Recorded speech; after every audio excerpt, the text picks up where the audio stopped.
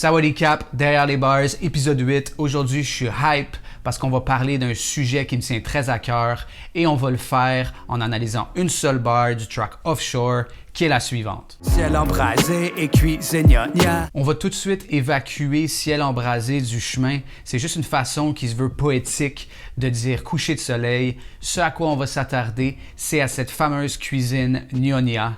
Avant d'aller plus loin, on va tenter de cerner la signification du mot Gnogna. Et même si j'ai une certaine connaissance superficielle du sujet, je vais m'appuyer sur Wikipédia, comme à mon habitude, pour réduire les chances de me fourvoyer. Gnogna et par extension Baba Gnogna est synonyme de Peranakan.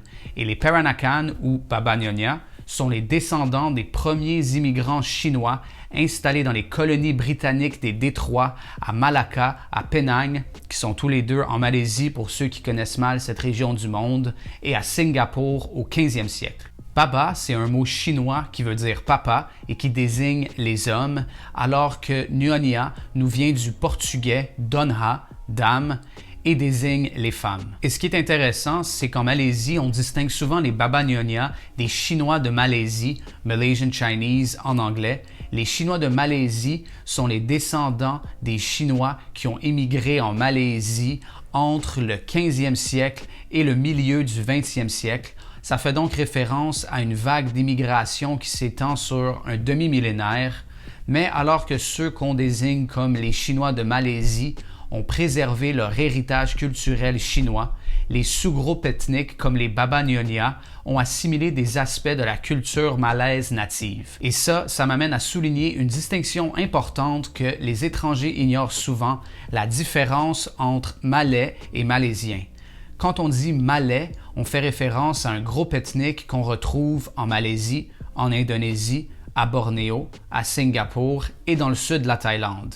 Alors que malaisien, ça fait référence à la nationalité malaisienne qui englobe tous les groupes ethniques qu'on retrouve sur le territoire de la Malaisie, y compris les Malais, les Baba Gnogna et les Chinois de Malaisie. La Malaisie est un pays extrêmement diversifié, donc je ne passerai pas en revue tous les groupes ethniques, mais dans le contexte de cette vidéo, il faut quand même que j'en mentionne deux autres. Premièrement, les Mamaks de Malaisie. Les Mamaks sont des Malaisiens d'origine tamoule qui ont immigré en Malaisie il y a des centaines d'années. Ils sont donc les descendants des Tamouls qu'on retrouve surtout dans l'État du Tamil Nadu, dans le sud de l'Inde et au Sri Lanka. Et finalement, on a les Indiens de Malaisie qui, comme dans le cas des Baba Gnogna et des Chinois de Malaisie, se distinguent des Mamaks de Malaisie. Ici, la différence est autant religieuse que culturelle. Quand on parle de Mamak, on fait référence à des Malaisiens musulmans d'origine indienne, alors que les Indiens de Malaisie sont généralement pas musulmans. Maintenant qu'on a écarté les subtilités ethniques du chemin, on peut s'attarder au sujet principal de ce vidéo, la cuisine malaisienne. N'en déplaise à tous les autres peuples, la cuisine malaisienne est sans contredit la meilleure au monde. Oui, je sais, les goûts, ça se discute pas, blablabla, mais la suprématie de la cuisine malaisienne est à mon sens irréfutable. Pour être entièrement honnête, la cuisine malaisienne triche un peu parce qu'étant donné la présence de Chinois et d'Indiens de Malaisie, la cuisine chinoise et la cuisine indienne sont des cuisines malaisiennes. Je sais que ça peut sembler bizarre, mais c'est un fait qui est assez indéniablement accepté. Fait que déjà, la Malaisie a mis le grappin sur les deux traditions culinaires les plus variées et les plus anciennes du continent asiatique. C'est quand même un accomplissement qui est assez admirable, mais, et c'est là où je vais être encore plus controversé, je suis prêt à dire que même si tu exclues la cuisine chinoise et la cuisine indienne, la cuisine malaisienne demeure la meilleure au monde. Et c'est principalement dû à la cuisine Mamak et à la cuisine Gnogna, parce que ces deux cuisines ont mélangé leur héritage chinois et indien avec des saveurs sud-est asiatiques, incluant des saveurs malaises. Et make no mistake, la cuisine malaise, qui en soi est aussi une cuisine à part entière, est également délicieuse. Je pense qu'avec tout ce que j'ai dit jusqu'à maintenant, vous commencez peut-être à appréhender l'étendue de la diversité de la cuisine malaisienne. Il n'y a pas une cuisine malaisienne, il y a des cuisines malaisiennes. Mais ce que toutes ces traditions culinaires ont en commun, c'est une explosion de saveurs absolument hallucinante. Par exemple, un des mets les plus célèbres de la cuisine Mamak, c'est le nasi kandar, qui est une spécialité de Penang et qui est potentiellement mon plat préféré toute cuisine confondue. Le nasi kandar, c'est un assortiment de currys tous différents de genre poulet, bœuf, calmar ou poisson. Le principe, c'est que tu mets du riz sur ton assiette, puis tu te sers 2-3 de ces currys-là avec 2-3 autres accompagnements de légumes, genre okra et choux. Et une fois que tu as toutes ces currys-là sur ton assiette, qui sont déjà les trucs les plus savoureux que tu as jamais mangé de ta vie, les mamas splashent tout ça avec d'autres sauces savoureuses préparées séparément. C'est le truc le plus savoureux que j'ai jamais mangé de ma vie, ça défie l'imagination. Mais étant donné la beurre qui est le sujet de cette vidéo, Ciel embrasé et cuisine gnogna. on va se concentrer sur la cuisine gnogna pour le reste du vidéo. Ma première introduction à la cuisine gnogna, ça a été lors de mon séjour à Penang où j'ai goûté au laksa pour la première fois.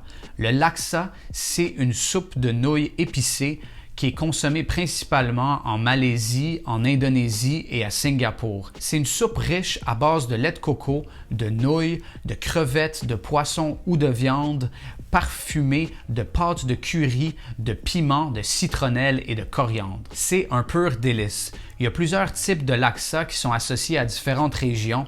Mon préféré, c'est le Assam Laksa, qui a un goût amer que j'affectionne particulièrement. Mais aujourd'hui, on va parler du plat gnogna, qui est à mon sens le plus spectaculaire et le plus remarquable. Ça s'appelle le bois clois. Comme vous le voyez, ça se prononce pas exactement comme ça s'appelle, mais j'imagine que ça sonne comme ça parce que les gens sont habitués de le dire vite, sans prononcer chaque syllabe séparément. Bois clois, ça fait référence à des fruits à coque qui poussent sur un type d'arbre qu'on retrouve dans les forêts de mangrove en Asie du Sud-Est. Ce qui est le plus incroyable dans cette histoire-là, c'est que les bois clois sont empoisonnés. Puis pas genre empoisonnés soft, là. Ces fruits-là contiennent du cyanure d'hydrogène et si tu consommes ça, ça peut facilement être mortel. Fait que pour rendre ça comestible, une fois que c'est récolté, faut d'abord que tu les fasses bouillir et ensuite tu les enterres dans de la cendre, des feuilles de bananier et de la terre pendant 40 jours. Puis après ça, parce que c'est pas terminé, tu les déterres et tu les fais tremper dans l'eau. À ce stade-là, apparemment, 3 jours, c'est assez, mais pour être entièrement safe, c'est mieux de les laisser tremper pendant une semaine. Et pendant cette semaine-là, il faut changer l'eau à chaque jour et frotter les fruits vigoureusement. À la fin de tout ce processus-là, les bois clois sont prêts à être cuisinés. Pour vrai, la première fois que j'ai entendu ça, j'y croyais pas. Ça sonne beaucoup plus comme un mythe que comme la réalité, parce que qui se donnerait toute cette peine pour manger quelque chose qui est super toxique à la base? Genre, c'est qui le malade qui a figure out le processus pour détoxifier le bois clois? Combien de gens sont morts avant que quelqu'un figure out le nombre de jours exact que ça doit être enterré pour pas en mourir? Ça me semble complètement absurde, puis malgré mes recherches superficielles, j'ai jamais réussi à comprendre l'origine ou l'histoire de ce processus-là. Mais peu importe l'origine, je suis très heureux de pouvoir vous expliquer et vous présenter comment ça se cuisine. J'ai la chance d'avoir une copine gnogna qui est une experte dans la préparation du bois clois et elle a gentiment documenté toutes les étapes de la préparation la dernière fois qu'elle a cuisiné. Fait que sans plus tarder, I bring to you bois clois. Premièrement, il faut mentionner qu'il y a plusieurs versions de cette recette, mais celle-ci, c'est la recette qui s'est passée de génération en génération dans la famille de ma copine. Alors, première étape, on broie et on mélange les épices et les aromates. Ici, on a galanga, citronnelle, oignon, ail, bancoulier, feuilles de citron kaffir, piment, curcuma et gingembre. Une fois que tout ça est broyé et mélangé, la mixture qui en résulte s'appelle la rempa, qui se traduit grossièrement par épices. La rempa, c'est la base de la cuisine malaisienne, c'est principalement ça qui la rend aussi savoureuse. Ensuite, on redirige notre attention vers les bois clois et on smash les fruits à coque là où il y a une genre de lèvre où la coque est moins épaisse. Normalement, on fait ça avec un pilon et mortier, mais ça marche aussi avec un marteau. Une fois que c'est ouvert, t'enlèves la chair du fruit de la coque et tu la places dans un bol. Prochaine étape, tu mélanges la chair du bois clois avec des crevettes et du porc ou du poulet, marinés et hachés. T'assaisonnes ça avec du sel, du poivre et de la pâte de crevettes séchées et tu réinsères tout ça dans la coque du bois clois. Ensuite, étape la plus cruciale de toute cuisine malaisienne qui se respecte, tu fais frire la rempa jusqu'à ce que l'huile se sépare.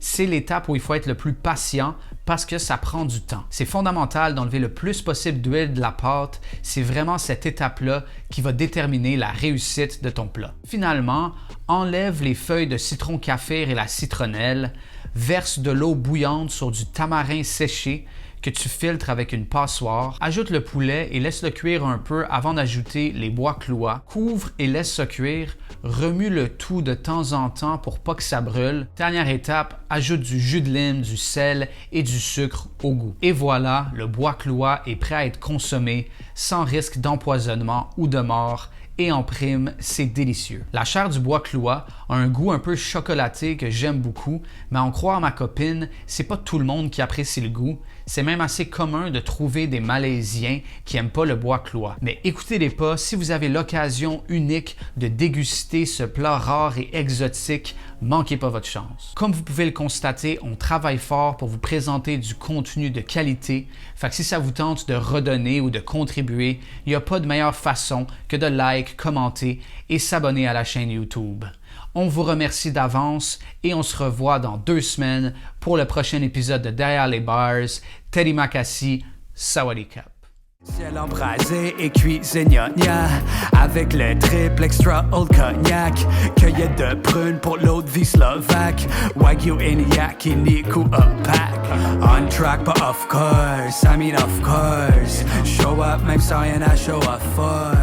Mon phrasé à terre pourtant j'suis offshore. For sure, no more rush for Mount Rush.